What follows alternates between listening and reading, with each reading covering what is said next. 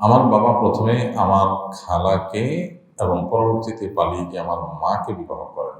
এখন এই বিয়ে কি তার জায়েজ হয়েছিল কিনা? কেউ যদি কাউকে বিয়ে করার পর তো ওই ভদ্র মহিলারই বোনকে, শালিকাকে, এরকম কাউকে পরবর্তীতে বিয়ে করেন, তাহলে আগের বিয়েটা তালাক হওয়ার পর হলে পরেরটা বৈধ। তালাক যদি না হয়ে থাকে তাহলে পরেরটা বৈধ না, বরং পরেরটা বাতিল। সে বিয়ে অগ্রহণযোগ্য। কারণ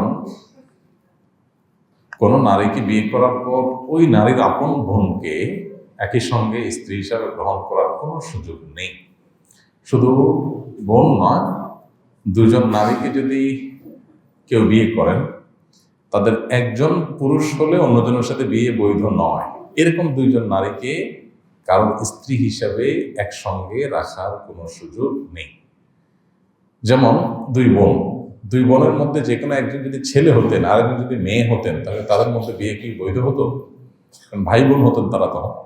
অতএব এরকম দুজনকে স্ত্রী হিসাবে একসাথে রাখা জায়েজ নাই। স্ত্রীকে এবং স্ত্রীর খালাকে, তাদের মধ্যে কোনো একজন যদি ছেলে হতেন, তাহলে তাদের বিয়ে কি বৈধ হইতো? বৈধ হতো না।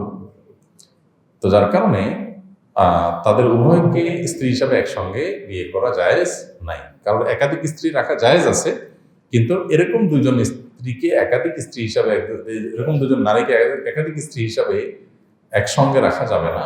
যাদের একজন পুরুষ আর একজন মহিলা হলে তাদের মধ্যে বিয়ে বৈধ হতো না। সেই মূলনীতির আলোকে এখানে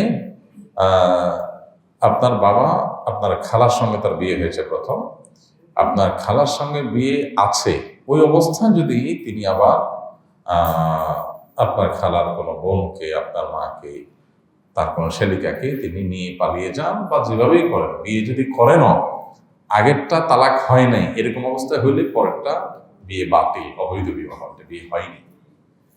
এই ঘরে সন্তান হলেও সেটা জেনা হয়েছে, হারাম হয়েছে, এবং তার এখন পরের বিয়েটা বাতিল। আর যদি প্রথম স্ত্রীর সাথে বিচ্ছেদ হয়ে যায়, আপনার খালার সাথে বিচ্ছেদ হয়ে যায়, তালাক হয়ে যায়, তাহলে সেক্ষেত্রে পরের বিয়ে বিশুদ্ধ।